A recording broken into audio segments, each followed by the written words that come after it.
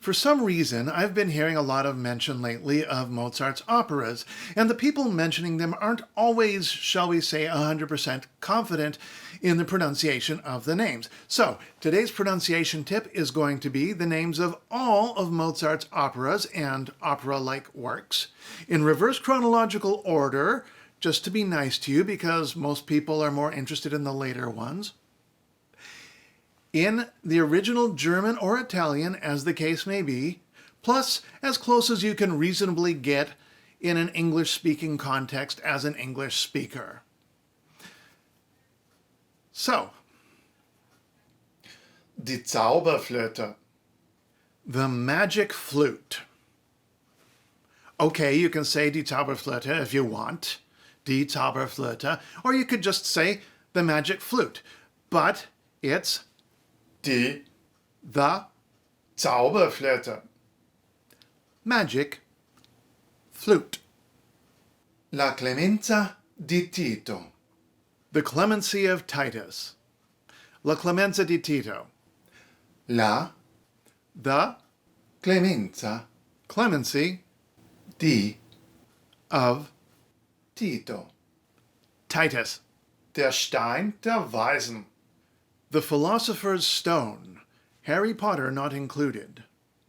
Der Stein der Weisen.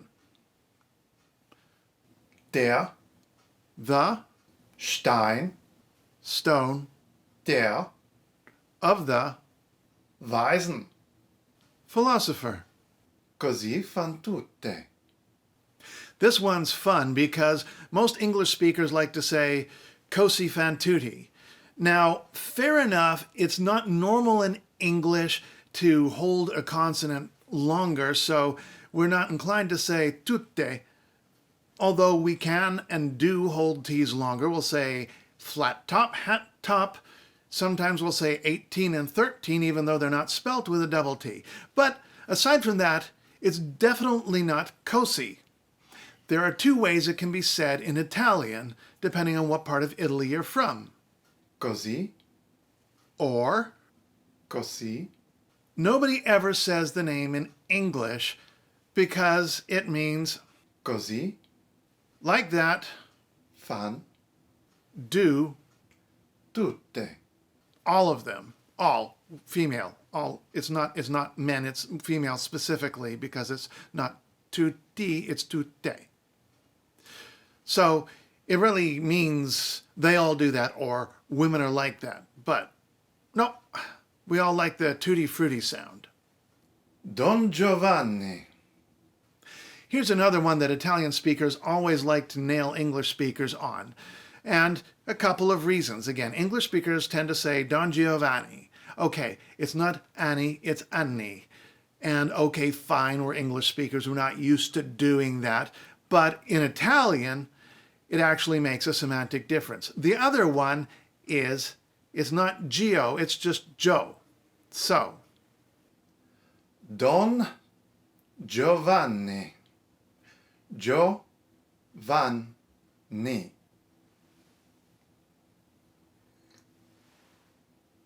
The Marriage of Figaro. Le nozze di Figaro. You don't have to call it Le nozze di Figaro. You don't. It's The Marriage of Figaro. The nozze, marriage, of Figaro. Figaro. Der Schauspieldirektor.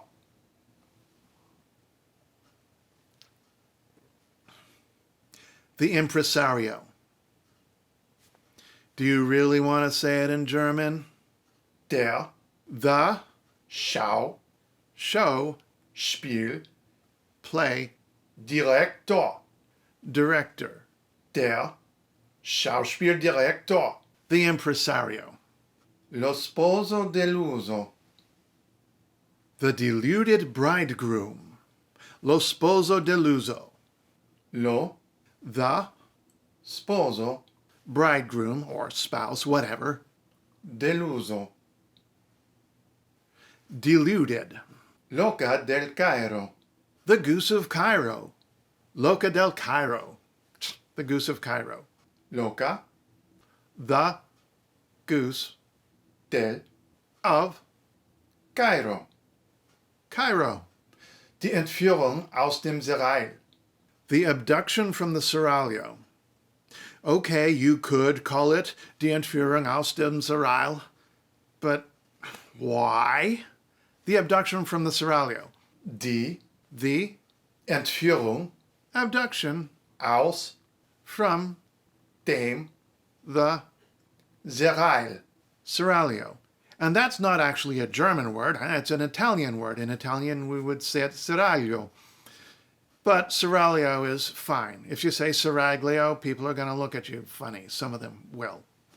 Idomeneo, re di Creta.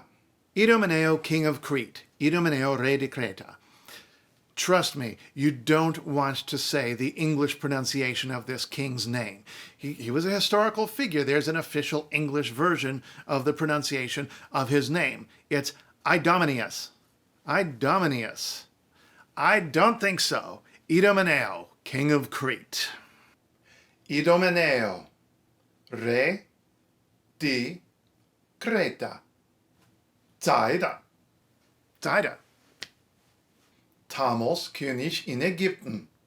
Thamos, king of Egypt. Now this is fun in the German because there are two ways you can say the word for king, depending on whether you're from like North Germany or from Southern Germany and Austria. The way you're likely to learn in school is the more Northern German way, which is König. But the Southern way, which probably would have been Mozart's way, is König. Either way, you probably don't want to have to say it in German. You can just say Thamos, Thamos, König king in of, in, Ägypten. Egypt. Il re pastore. The shepherd king. Il re pastore. Il The re king. pastore. Shepherd. La finta giardiniera. The pretend garden maid. La finta giardiniera. La The finta pretend, fake. giardiniera. Gardener, female, garden maid. What do you want? Note, Giardiniera. giardiniera, not giardiniera. Lucio Silla.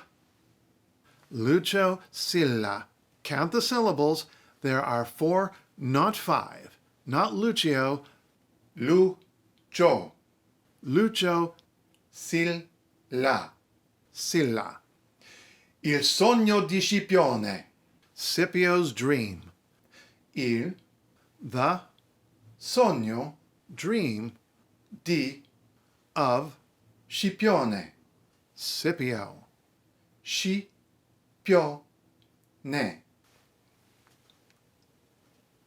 Ascanio in Alba. Ascanius and Alba. Ascanio and Alba. Whatever. You're probably never going to see it or hear it or pay attention to it anyway. Ascanio in Alba. How many of you are still watching this? Mitridate, re di Ponto. Mithridates, king of Pontus. Mitridate, re di Ponto. Mitridate, re di Ponto. La finta semplice. The feigned simpleton. La The finta feigned or fake semplice. simpleton. Bastien und Bastien. This one's fun because it's in German, but it's based on a French story and the characters are named in French. So, Bastien. Bastien and Bastien, Bastien. or Bastien und Bastien. Apollo et Hyacinthus. Surprise, it's in Latin. Apollo and Hyacinthus. Apollo et Hyacinthus. Die Schuldigkeit des ersten Gebots. And at long last, we get to Mozart's very first opera-like work, written when he was all of 11 years old, which, according to Wikipedia, in English translates to the obligation of the first and foremost commandment. Die The Schuldigkeit obligation des of the ersten first Gebots. commandment. Die Schuldigkeit des ersten Gebots. I don't think you really want to try saying that in German, do you?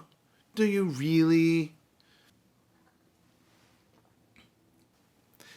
And that is that.